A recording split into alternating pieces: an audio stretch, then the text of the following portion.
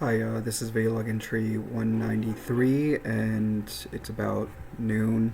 Um, it's been a while since I last decided to make a video. I was on vacation with my family for a whole month, and that was actually something I was not excited about, to be honest with you, but I decided to do it because I wanted to avoid the brutal Chicago winter for 30 days, and for the most part, it was fun. I was exploring the island with my brother and his friend, and then I interchanged to my family for the latter half of the vacation, and the latter half was more predictable and less moving around, but preferably, I like staying in one spot. So or a couple of places. If I were staying 30 days in an island somewhere, it would be no more than two or three places I'd be jumping around to.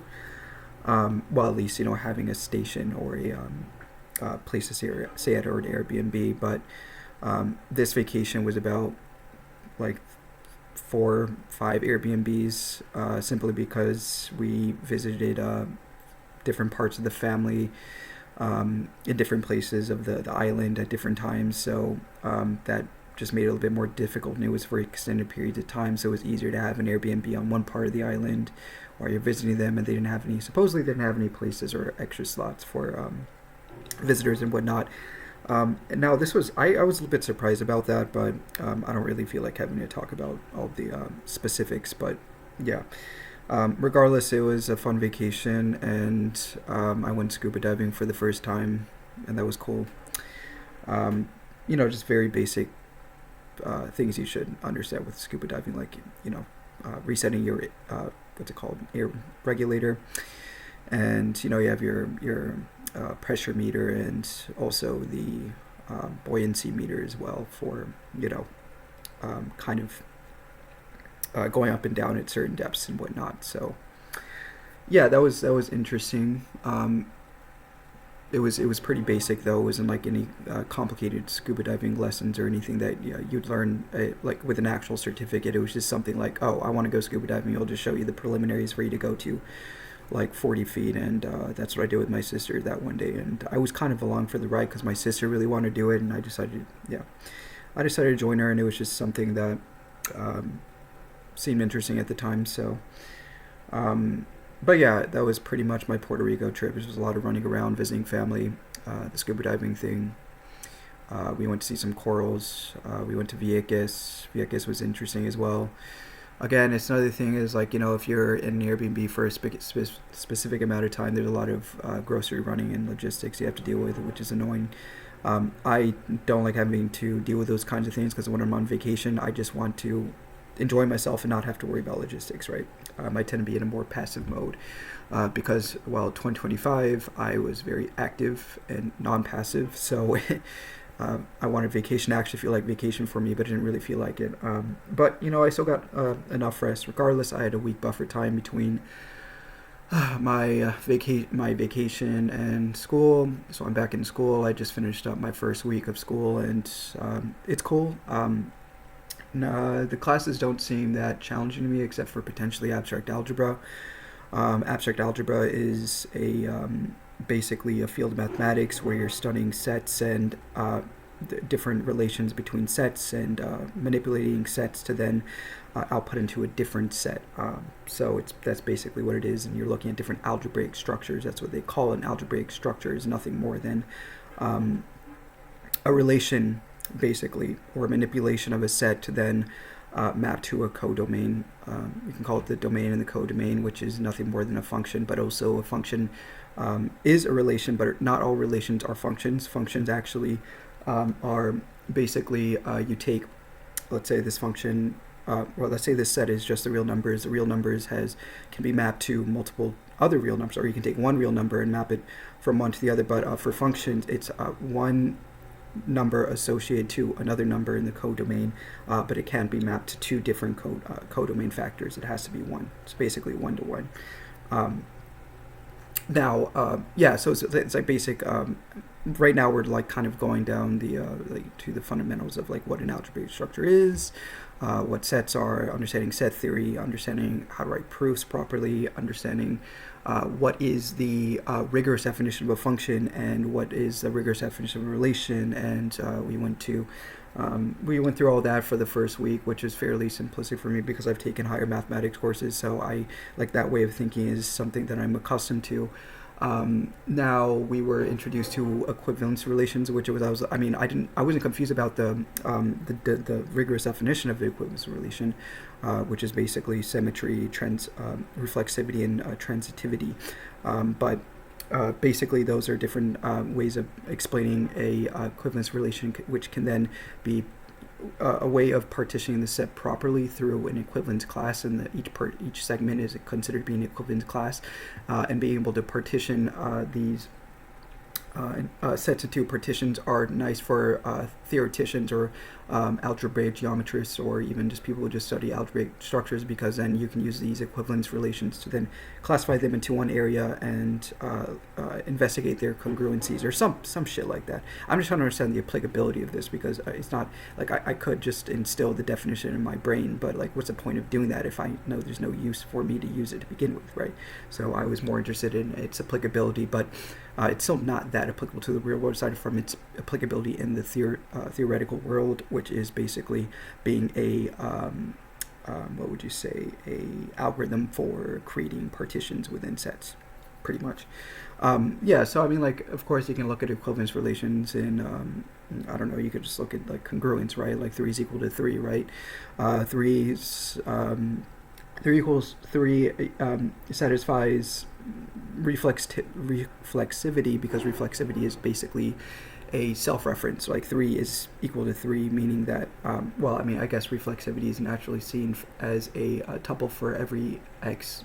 Again, this can be a little bit more complicated for somebody that hasn't dealt with these structures before, because you would have to ask yourself, like, what are the tuples used for? Tuples are naturally relations. That's how we define relations to be in abstract algebra, to be a tuple, because you have a mapping from one object to another in a different set. So like the element 1 is going to be a element within the first set, and then element 2 will be an element within the second set, and so on and so on, depending on the dimension of the relations that we are looking at here between different sets. And that's how dimensions are constructed in like linear algebra as well, and you can actually see it under the hood if you are interested in that kind of stuff. But yeah, basically the tuple structure is it's now I forgot the difference between a list and a tuple. I think a tuple is a unmutable structure. It's non-mutable. Lists can be mutable, but tuples can't be mutable. The reason why they can't be mutable is because, again, we're creating a function. It's like, of course, you can modify a function to then make a different one, but for this one, it's unmutable, right? You can't really, it won't be itself if it's modified. So I guess that's why they use tuples as a data structure for this. So basically, a tuple is a convenient way of codifying mappings or relations in abstract algebra. So yeah, that was interesting. But anyways, what I was trying to say is that reflexivity is just a self-identification or a self-containment. Just because if you are creating a let's say a congruence class, you wouldn't want it to identify outside of the congruence class. So if it self-identifies, then that means it's still within that congruence class. So it's contained properly. So that's the reason why we use reflexivity as a way of defining congruence relations. That's I guess, sorry, I keep saying congruence relations. I say congruence and equivalence, or they're not exactly interchangeable, but I should be saying equivalence relations. So there's that, and then you have symmetry. Symmetry is also really nice because if you can it's another way of you have to expand the set, because there's a way to build the set as well, but then also for a partition, you still have to keep it self-contained. Once it's actually within there, it can't map to another partition.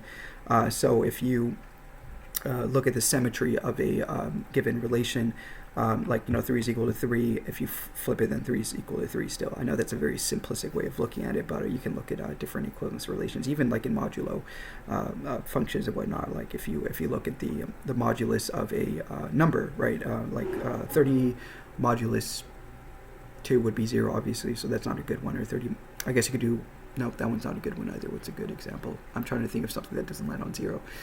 I guess you could do like 7 modulus 3. That's one, right? That's like, anyways, yeah. So these different structures are, at least for symmetry, it has to be self-contained. If there's a relation between another, then the relation back to it should be the same. Um, that's why it's called. That's why symmetry has to be plausible there, because then if it can relate to it in an equivalence relation, then that means it would be outside of the class again, because it doesn't satisfy those. Now I don't know like why they it has to be properly maintained for like why symmetry has to be a thing for maintaining these equivalence classes and actually using an equivalence relation. Aside from that, I think that's a fairly good way of thinking of it.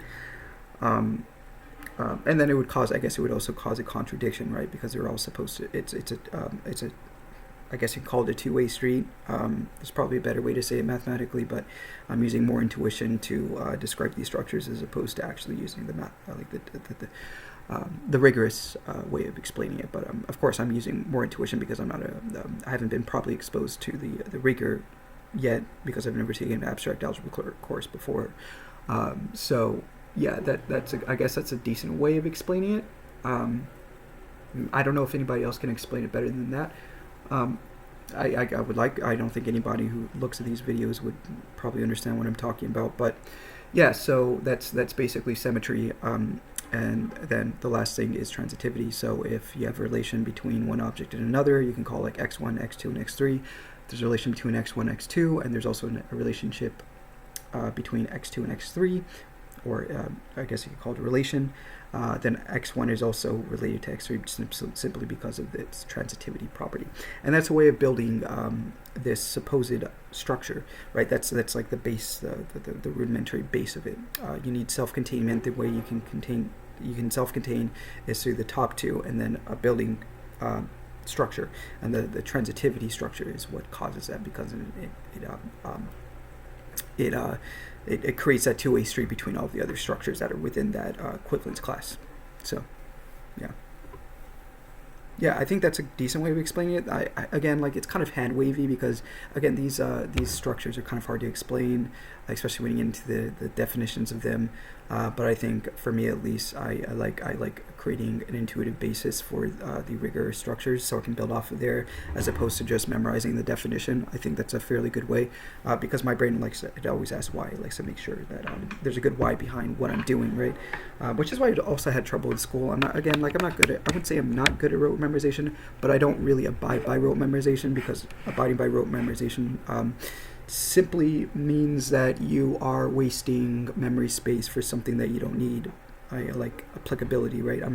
I like applicable intelligence. Again, like, there was a time in which my applicable intelligence wasn't that high, simply because I was interested in things just for the sake of me liking like puzzles and problems and anything that at least fed my mind. But being exposed in the real world, it makes it hard not to apply my intelligence now at this point. So I'm looking at abstract algebra from more of an implied lens, because eventually I think I would like to get into industry, and I think there are a lot of different ways in which you can get into industry, but I also have a goal that seems, I think, due to my innate capacity, I think I could probably do it, but at the same time, it would be a little bit difficult just based on my track record in academia, but I can turn that around by building a portfolio. But I was looking at quantum computing, particularly quantum information theory, because that seems to be, it's like a nice enmeshment of computer science, physics, and in mathematics. And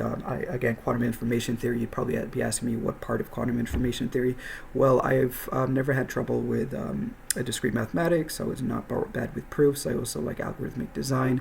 So I'd probably be more interested in developing sufficient algorithms for quantum computers, so whether it's in cryptography, or I'm looking at the more cybersecurity realm, or if it's actually building a proper quantum computing algorithm for diverse problems that are easier to solve, or I want to say easier to solve. I guess it's a good way to say easier to solve on a quantum computer, but which requires less compute on a quantum computer as opposed to a traditional computer. So I think that's kind of my direction at this moment. So I need to keep myself I need to keep that umbrella goal in mind while I'm going through school, because one, I'm going to be taking a quantum mechanics course because, again, I haven't taken a traditional one. They provide a lot of quantum mechanics course on EDX. They have Coursera. They have a lot of MOCs that provide it. I won't be taking it in my institution because I'm in an applied mathematics. I've taken all my ELEs. I don't really have a good.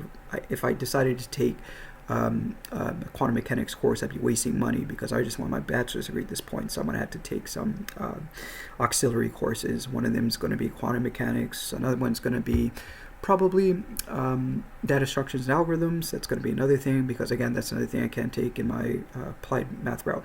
So that's going to be something I'm going to be doing. And yeah, so I have to take that, and then again, I kind of want to play with Qiskit, which is actually a software development kit developed by IBM. It's a way of interacting with their quantum computers through the cloud, which is really interesting to me. So I think I'll play around with Qiskit and build simplistic algorithms like Shor's, and there are a few others. I think there's like a Garfield's algorithm, and there's another one that I forgot. But they, of course, I haven't really delved into it that deep yet because, again, I'm creating a general map of how I want to approach the situation as opposed to diving into it. I've always been that. I'm very methodical in most cases. So yeah, I think that's a good roadmap. I talked about this multiple times. I did mention tutoring, which I'll probably doing as a supplementary aid for my, financial needs. I was looking at the federal work-study program, and I still need to talk to them about that because I'm hoping if they can. I don't know. I kind of like the juxtaposition between having like more methodical things to do and then going to my Kobe Cafe job during the weekends because it's a little bit more fluid. It's not as rigorous and constrained, and it feels more like an art as opposed to having to do everything precisely. So I think it's a nice transition. It's a different perspective of life as well, right? So it's not. It's more intuitive as opposed to being methodical and calculating everything. So I kind of like the job for the time being, and it's also a way of kind of satisfying my need for stimulation all the time to some extent. Of course, I think my brain's a little bit weird. It contradicts with itself at times. It likes a lot of stimulation and unpredictability, but it also likes structure. So I like to operate within controlled chaos, and working in a kitchen is a good way of operating within controlled chaos. Having your own projects is a good way of creating. It has to be systems that you create yourself, because if it's the other way around, then you're kind of just. It feels like you're like a square peg going into a circle. It doesn't feel right. So I like being above the whole thing and finding ways in which I can maintain my freedom to play in my own playground, right? So that's by doing projects and minimizing obligations for careers as for the time being, obviously. And tutoring is one thing that is an obligation because you have to go at the pace of the student and not you, which is something I'm very impatient with. It maybe I don't know. The thing is, I'm not sure how long I'm going to be tutoring. It'll probably be for maybe like half a year before I get bored of it, and then I transition to something else. But we'll see. We'll see. Yeah, it's just we'll see. I don't know. I'm still kind of indecisive. And also the other FWS stuff, so work study or student aid that is provided by the institution is kind of menial, I think would be a good way to say it, especially with my lack of experience. I hope even if I were working in a lab somewhere, I feel like that would be pretty fucking boring. But yeah, I don't know. Maybe I'll try that out. Yeah. So, yeah, and also, yeah, so that's the one course that I'm taking. I got sidetracked there. The other course I'm taking is History of Mathematics, which is interesting. A little bit anxiety inducing because I have to present like every other week or so for the material that we're covering in our textbook, but I can get acclimated to that pretty quickly. Yeah, so there's that, and it seems pretty straightforward. And then I probably in statistics, like 320. It's not like basic probability statistics, over Bayes theorem, and more complicated things for probability and statistics. You're going over combinatorics and all of that stuff. So I think I will be stimulated in that class as well. And then I have cyber law, which is another course that I'm taking, and that one is interesting. I think it adds a different lens to how I perceive the world. So I think I will find a lot of intriguing topics to ponder over in that class. So I think I think I'm fairly busy. Weekends, I think I'm going to probably have to segregate a decent chunk of my weekends to take in some of the courses I want to learn before the end of the semester, even though I'm already taking 13 credit hours. I may pace myself properly just to make sure my classes that I'm taking on top of the homeworks and the assignments that I'm given aren't trickling into my weekend, because I want to have my weekend as a time for self-interest. And part of that self-interest is, my future and the latter half of the year. So that means I'll be studying different courses, quantum mechanics, algorithms, maybe more computer theory stuff, and maybe building projects around quantum computing. So so that's what my weekends are meant for, and then hopefully I will have enough time Monday to Friday to work on all my other stuff for my classes. Now that seems kind of hard to juggle, and there's like another dilemma is that I want to join a club, or maybe I even want to have my own club. That's like something that's kind of in the back burner for the time being, because I want to take small steps to see how much I can take in before I start burning out, because I've had a lot of times in which I thought I could take more than my own current capacity at that time. So I think that's a relatively decent thing to do.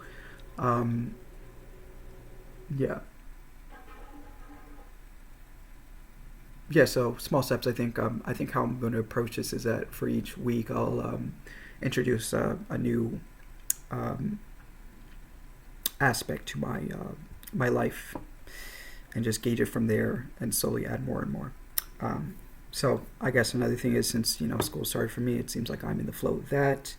I have everything going on nicely. My school and work is segregated nicely. Is the next thing would probably be FWS, and then looking at that, and then adding course materials for the weekends, and then gauging how many hours I can do to maximize my productivity, to see how quickly I can ingest said information. That's my current state for the time being. I had some money issues at the beginning of this. Well, of course I had money issues because I was off for like a whole month, so that was a little bit rocky transition to January. February I have enough money, and then I have taxes I'm collecting. I was also thinking about going to the Pacific Northwest during the spring. Now, I'm not sure how that's going to work, because I would have to save quite a bit of money, and on top of that, the current laptop I have is okay. I'd rather get a new laptop, probably a refurbished MacBook, so that's going to deduct probably $600 on top of my padding, which is not amazing. And then there's like another transition period that I'm trying to like piece together, especially in May, because I'm going to be losing an income source, so I have to ramp up my hours in May to support my life that I currently have. And that would probably be an additional, let me think, probably an additional $1,000. I don't want to overwork myself, because I have to, again, like that's at the tail end of my semester, so I have to be careful about that period. I may just like start with 10 hours, maybe 20 hours, probably 10 hours. I think I'm going to stick it at 10 hours for another job, so like 20 in total working hours on top of my schooling. Like naturally the rate that I have would be maybe like 20, so that's like 400 weekly, 800, 1600. It's not horrible. I could do better than that, but that is enough for me to get by through the summer. or for the tail end of that until I decide to acquire more hours for the summer, depending on whether I want to go to school during the summer. I'm considering that, but at the same time, I may have an internship during the summer, so I may have to delay that and just graduate in spring of 2027. Yeah, so yeah, just a lot of things to consider. And the nice thing is I have a lot of I have a lot of sparse out time. My headspace is clear for the most part. I feel like I'm in control of the reality that I have now, which is great. And yeah, I don't know. I feel pretty good about my current positioning in life. Yeah, so yeah, just a lot of things to consider. And the internship that I'm aiming for is probably Open Quantum Initiative, which is an internship for undergrad students who are interested in quantum computing. I think one way is to actually find references, so hopefully I can find people who are interested in that stuff. Maybe if I start my own club, I can find other people who are interested in, and then maybe they'll know of other people, and then maybe I can get a couple of references that way. And then I would have to find a way to implement my Qiskit practice as well. So we'll see. I don't know. We'll see how it goes. I'm kind of dabbling. I could see myself being interested in that as long as I'm able to transition to a more theoretical basis for quantum information theory as opposed to, programming is fun and stuff. So, I'll probably do programming here and there, but I like the more theoretical basis in generating ideas. I consider myself to be a pretty creative mind, so I'd rather be in a space in which I'm creating ideas as opposed to the one having to deal with the constant rigor. Which is, I like rigor too, but at the same time, I like creation more. So we'll see how that goes. And hyper creative minds can actually find a space in a theoretical realm as well. It's pretty obvious, but yeah. So yeah, I also have a seminar I'm going to. That's, I think, 3 days from now, so I can't forget about that. I think I have that on my. I've been using Google Calendar more because I have a lot of things on my plate, so I've been trying to find slots for study sessions, especially for I think I need to spend some time reviewing the material after class probably, or even before class, but I think after class would be best. So I'll feel like I'll have a better understanding of where I'm at, so then I can talk to my professor during office hours. I think that's the primary focus is abstract algebra. If I have any questions, obviously, but I think I'll it's a bit of a paradigm shift of how I used to think about things, even though I've taken a course in real analysis, so it's not completely different. I understand most concepts as of now, but I think it will be deviating to a little bit more rigor in the next few weeks here, so I just need to make sure I'm updated properly on the theorems and whatnot. So yeah. Yep. Probably I have a 4-hour buffer time on Tuesdays, and I also want to. I don't know. I have a lot of things I want to do, so I need to start thinking about my schedule more. But I also like my freedom too, so I'm trying to find a nice balance point between having freedom and then a more rigorous schedule. Now, I think for me, I have a lot of open slots for the time being, and the way I usually give myself freedom is kind of having a loose variable, right? I don't know, let's say I decide in the mornings, Saturdays and Sundays, I have to make progress on course material, quote unquote course material. Now, I like giving at least that. At least I don't have to be too specific about it, but I should be making some form of progress in absorbing particular knowledge in a particular domain, or even a set of domains. So then at least I'll give my brain some wiggling space, because it doesn't like having too much structure. So so that's how I've dealt with those kinds of things, and it works pretty well for the most part. So yeah, I don't know. Anyways, I was talking about my 4-hour period. I know what I'm going to be doing with that. And then mornings, I think all mornings. Monday, Wednesday, Friday mornings, I'll probably be doing some physical activity just to keep my brain somewhat sharp. I think I'll do it that way. Yeah, I think I'm transitioning to a decent place, but still have a lot of work to do, unfortunately. A lot of work. It never ends if you, I don't know, like I think it doesn't matter how far you are in life, it never ends, to be honest. Um,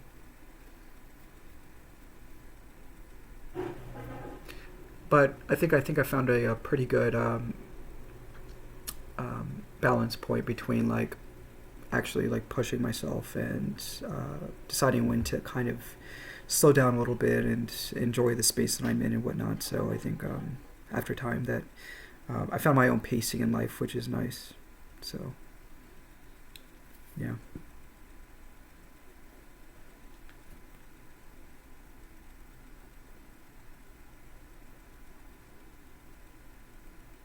There are a couple other things that I have on my list. Um, it's just a lot. I don't know. It's a lot. It's like it all kind of hit me at once too. So I don't. There's like just a lot of different things to consider. I mean, I like all the opportunities that are coming into my life as of now, but it's also a lot to mull over. And I'm gonna try not to think about it too hard because every time I think about things too hard, yeah, um, things just don't happen. So, um, yep. I do have a homework I need to do as well today, so I think I'm gonna do that. Anyways, I hope you guys have a wonderful weekend. Bye.